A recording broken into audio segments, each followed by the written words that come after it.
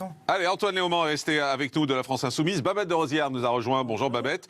Marc Menant, bonjour, éditorialiste sur CNews. On vous retrouve chaque dimanche à 14h sur CNews pour la belle histoire avec Christine Kelly et vous et Franck Ferrand également pour nous faire revivre les personnages. Et David Chanteran, bonjour, rédacteur en chef de la revue du souvenir napoléonienne. Babette de Rosière, est-ce que vous comprenez cet hommage qui va être rendu cet après-midi à Napoléon?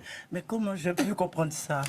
Ça, on a tous un devoir de mémoire. Et nous, les Antillais, on a de la mémoire. On sait ce qu'il a fait Napoléon, on n'oublie pas. Donc c'est pas du tout joyeux d'apprendre aujourd'hui que le président de la République va déposer une gerbe sur le tombeau de Napoléon. Rappelez pour les gens ce qu'a fait voilà. Napoléon. Napoléon a fait beaucoup de choses. S'il faut raconter l'histoire de Napoléon, on n'en finirait pas. Moi je ne suis pas historien. Non, mais pourquoi vous êtes contre? Pourquoi vous êtes contre? Qu'est-ce qui vous... Je vais expliquer, si j'ai le temps, je vais expliquer. Parce qu'il ne faut pas oublier que l'esclavage a été carrément aboli en 1789 et que Napoléon a envoyé Richepin, ce fameux Richepin. D'ailleurs, il y a un fort là-bas qui s'appelle Richepin. Je pense qu'on a débaptisé depuis.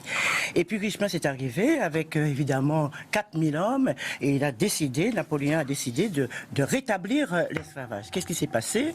Ils sont arrivés à Pointe-à-Pitre, évidemment, et les Guadeloupéens au départ ont essayé de se défendre comme ils pouvaient à coups de manchette et tout ça. Ça faisait 10 ans qu'ils étaient en liberté. Ils ne comprenaient pas pourquoi subitement on va encore les enfermer, parce qu'il faut savoir que c'est des enclavés dans des chaînes et tout ça. Donc il y a eu 4000 hommes qui sont arrivés et finalement la guerre a été tellement difficile, tellement sanguinaire qu'il y a plus de 6000 Guadeloupéens qui sont morts, ce qui représentait à l'époque 6% de la population de Guadeloupe. Alors, il ne faut pas oublier ça, parce que ça, c'est quand même cruel, puisqu'ils ont été pendus, ils ont été fusillés, déportés, noyés aussi. Donc, ça a été une période de la vie des Guadeloupéens catastrophique. C'est vraiment atroce. Et en plus, quand je vois que Richepin, parce qu'il est arrivé en avril, en septembre, il est mort. On l'a enterré carrément là-bas à Basse-Terre. Son corps, je pense, est encore là-bas. On a débaptisé Richepin. Mais c'est pas pour ça que j'ai pas quand même une admiration pour l'homme qui a fait pas mal de choses. Marc Menant, ce que dit historiquement Babette est vrai. Mais non, mais on n'est pas là pour dire repère l'histoire. Alors si on est dans le plaisir de parler de l'histoire, ce serait formidable. Là, est-ce qu'on a le devoir de mémoire? Alors quand je dis devoir de mémoire, moi je dis oui. Mais alors sinon, la Révolution, on la célèbre pas. Et la Révolution, nous avons été nos propres victimes. Je n'ai pas dit qu'il faut passer. Nous avons été nos propres victimes. Comment ça? Écoute, Marc. Attends, Marc. On n'a pas dit qu'on effaçait l'histoire. Moi, je veux qu'on garde l'histoire. Voilà. Napoléon, c'est l'histoire de France. Voilà. L'histoire de France est multiple. Mais moi, j'ai la mémoire, comme mes aïeux, pour mes aïeux qui ont été dans des conditions d'esclavage, parce que vous ne savez pas ce que c'est que l'esclavage. Il y a beaucoup de peuples français qui ne savent pas ce que c'est. Le jour que toute la France saura ce que c'est que l'esclavage, on aura gagné. Donc, je ne refuse pas. Je ne dis pas que l'histoire est là. Napoléon a fait aussi des belles choses, c'est sûr. Mais moi, en tant qu'antillaise, je retiens ce qu'il a fait à mon sang, à ma chair. Voilà, je peux pas oublier ça. Le problème, quand on est dans l'histoire, si chacun fait dans le moi-je, il n'y a plus rien. Il y a une grande épopée qui est celle de l'histoire de France, avec un homme... Alors moi, je ne suis pas un napoléonien qui est là, idolâtre, pas du tout. Je suis simplement un observateur. Et quand je dis la Révolution, je suis pour la Révolution. Mais j'ai eu un peu peur quand vous avez dit nous sommes nos propres victimes. Mais non, nous sommes nos propres victimes. Pour un révolutionnaire comme moi et un robespierriste. Vous êtes d'accord avec moi, le nombre de morts durant la Révolution? Non, je suis pas Restons sur Napoléon, restons sur Napoléon. Il y a eu plus de morts sous Napoléon qu'on aurait. Mais le problème n'est pas là. Si, ça compte. Non, il y a plus d'un million de personnes qui l'ont fait comme. C'est un assassin. Non, mais Charlemagne, c'est pas un assassin. Et Churchill, c'est pas un assassin. Toute l'histoire n'est que du sang. L'histoire, c'est du sang. La France a été pendant des siècles à feu et à sang. Il y avait les guerres entre les seigneurs. Tous les coups étaient permis. Et à partir de là, on efface tout. Non, on n'a pas dit qu'on efface tout. Attendez, David Chanteran. Et après, ce qui est important, et vous avez raison de le dire. Oui, ce qui est important aussi à dire, et vous avez raison, effectivement, Napoléon, vous avez parlé de 1789, c'était en 1794. Et effectivement, Napoléon... Non, la fin de l'esclavage, c'est 1794.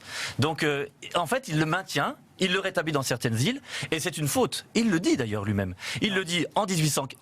Pardon, mais je vais il le dit en 1815, il met fin à la traite négrière en 1815 en disant que c'est une erreur, et quand il est à Sainte-Hélène, effectivement, il comprend que cet esclavage est une chose horrible, d'ailleurs il souhaite... Non mais si, attendez, je vous dis jusqu'au bout. En revanche, quand vous parliez de la Révolution, c'est un homme de la Révolution, Napoléon, et vous avez raison de dire que c'est... J'ai jamais dit le contraire. Non, c'est un homme de la Révolution. Il est proche de Robespierre. Il a failli d'ailleurs être guillotiné en 1794 parce qu'il était proche de Maximilien Robespierre, mais surtout d'Augustin. Et d'Augustin. Alors, juste Antoine Léaumont vous répond. Antoine. Non, la question qui est posée, c'est celle de l'hommage par Emmanuel Macron. Le débat historique, il a du sens, il est légitime, il est logique. Bien sûr. La question est, quand un président vient faire un hommage spécifique, il fait un choix dans l'histoire. Et ce choix-là, pour moi, est critiquable. Certes, Napoléon est un grand stratège militaire et tout ce qu'on veut. À la fin, le territoire de la France était quand même plus petit qu'au début. À la fin. Je voudrais juste rappeler 2-3 choses qu'a fait Napoléon. 1, la fin de la République avec l'Empire. Et 2, le rétablissement de l'esclavage, qui est quand même la question centrale dans cet hommage. Absolument. Napoléon, dans son rapport au consulat en 1799, dit la chose suivante. Je suis pour les Blancs parce que je suis blanc. Voilà. Je n'ai pas d'autre raison et celle-ci est la bonne. Comment a-t-on pu accorder la liberté à des Africains, à des hommes qui n'avaient aucune civilisation? Napoléon écrit par ailleurs, il dit je me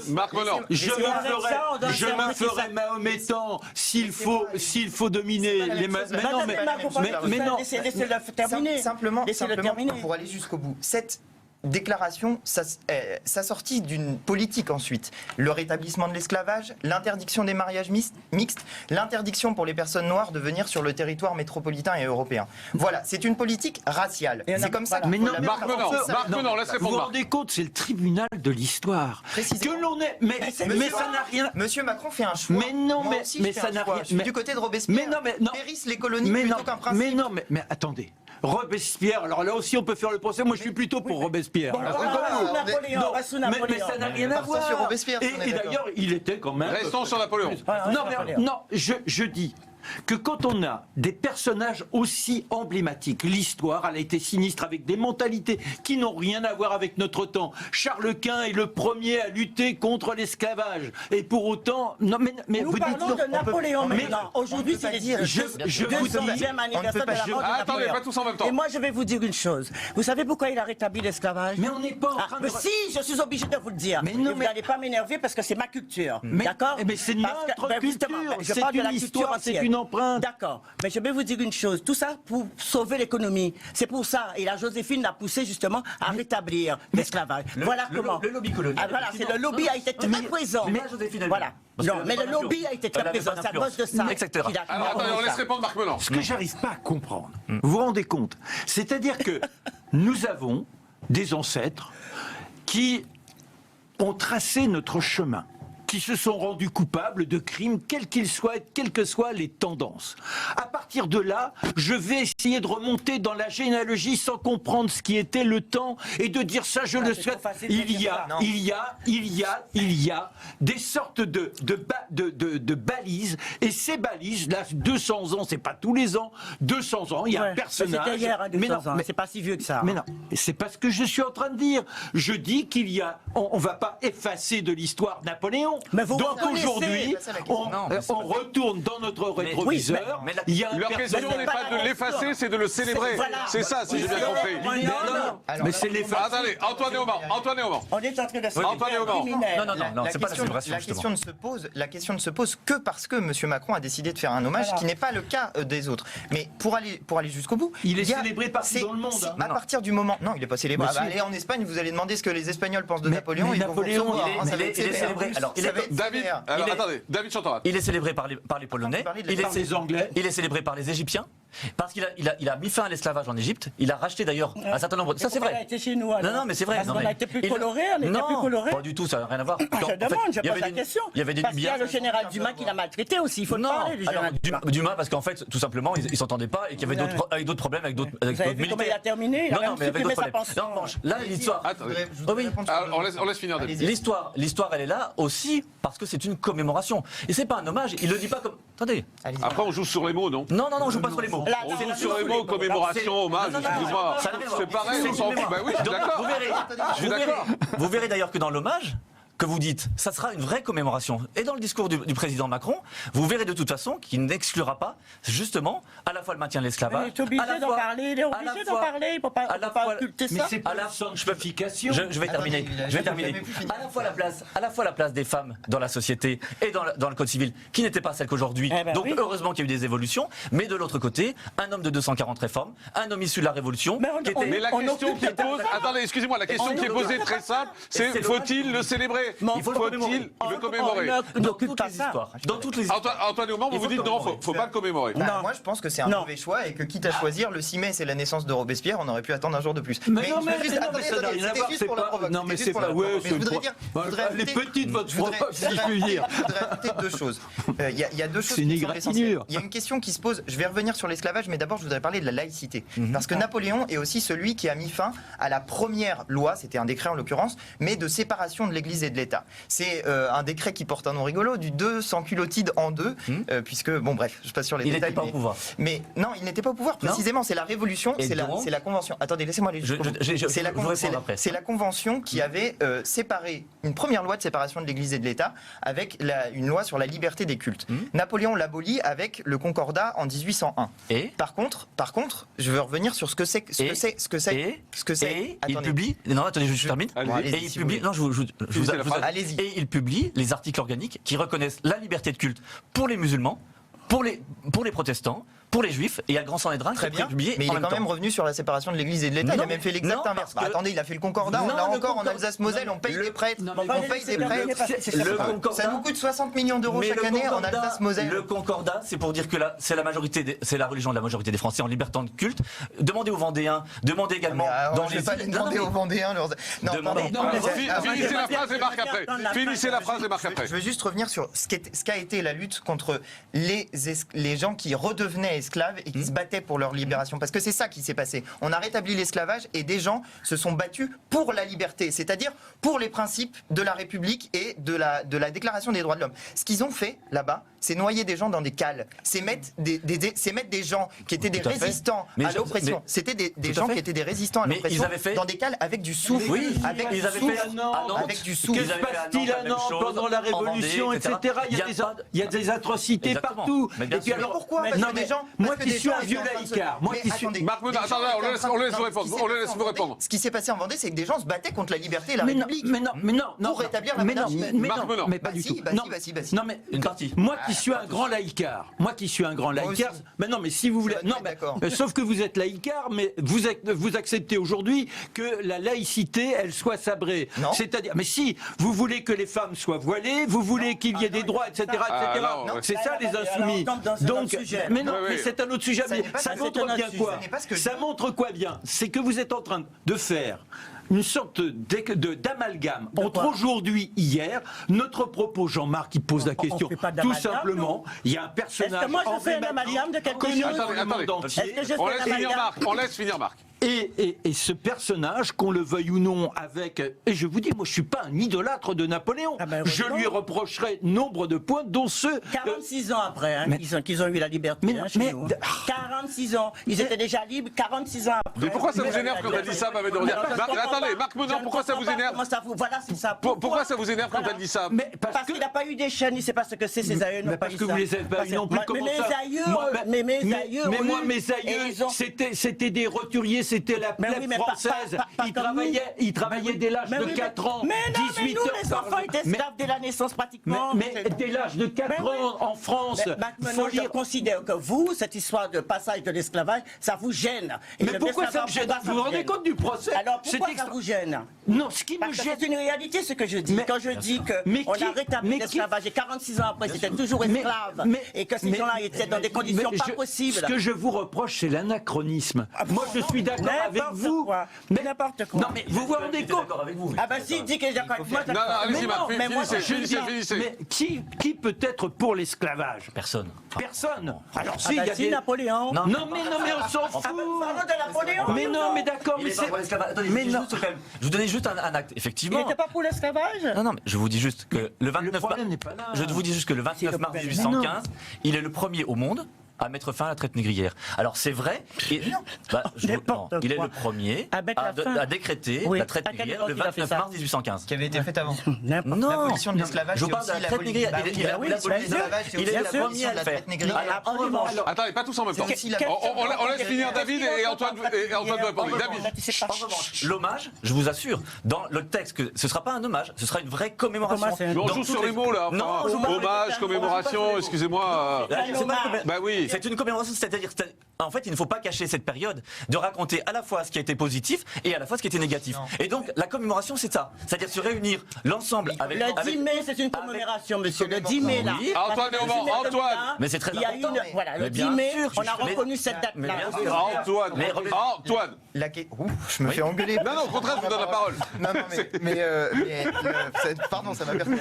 Non, la question, effectivement, est posée parce que le président de la République fait ce choix-là. Les présidents de la République précédente n'avaient pas fait ce choix-là. C'était pas 200 ans. C'était pas 200 ans. Mais non, mais ce sont des dates comme ça. Attendez, pas tous en même temps. Je suis d'accord avec vous. Vous avez tort. Je suis d'accord avec vous. Vous avez tort. Alors allez-y, dites-moi. Georges Pompidou. Ok, d'accord. Non, mais c'est pas président de la République alors peut-être. Si, mais c'est. Non, mais vous dites que c'est pas un président de la République. Pardon, alors récemment, ça n'avait pas été fait. Ah, d'accord. Oui, c'était pas le même ans. On est sur un bicentenaire. On est sur un En fait, on est quand même sur un bicentenaire, donc ça a un sens. C'est tout. Je suis d'accord, mais on peut quand même faire des choix. Bicentenaire de la Non, mais alors ça veut dire qui? Ça veut dire que quand on regarde l'histoire, donnez-moi un saint. Même les saints étaient des ordures pour la plupart. Ils ont commis des crimes. Mais non, mais il faut regarder les choses telles qu'elles sont. À partir de là, on n'a plus le droit. Vous en voulez un? Mais quoi? Mais Jean Moulin, voilà, quelqu'un qui pourrait tous nous mettre d'accord. Mais quand on est, mais vous vous rendez compte? Non, mais d'abord, excusez-moi, déjà, on n'est pas en train de nommer des saints. Enfin, on n'est pas. Enfin, elle n'a pas de sens la conversation là. On n'est pas en train de se dire qui a été un saint dans l'histoire de France. Moulin, il a été Moulin. On est parti sur Moulin. Mais non, mais c'est vous qui dites Moulin. J'essaie de vous dire, il est clair que nous ne sommes pas là pour regarder l'histoire avec notre prisme. Nous sommes là. Allez jusqu'au bout, mais je vous dirai. Donc on gomme l'histoire. Non. C'est-à-dire qu'il n'y a plus rien n'a du sens. Justement. Prenez tous les personnages. Il n'y en a aucun qui n'a pas du sens sur la main. Quand vous parlez, ce sont des soupes. J'ai beaucoup de respect pour Moulin. Et comment? J'ai beaucoup de respect pour Robespierre. Et comment? Mais ce sont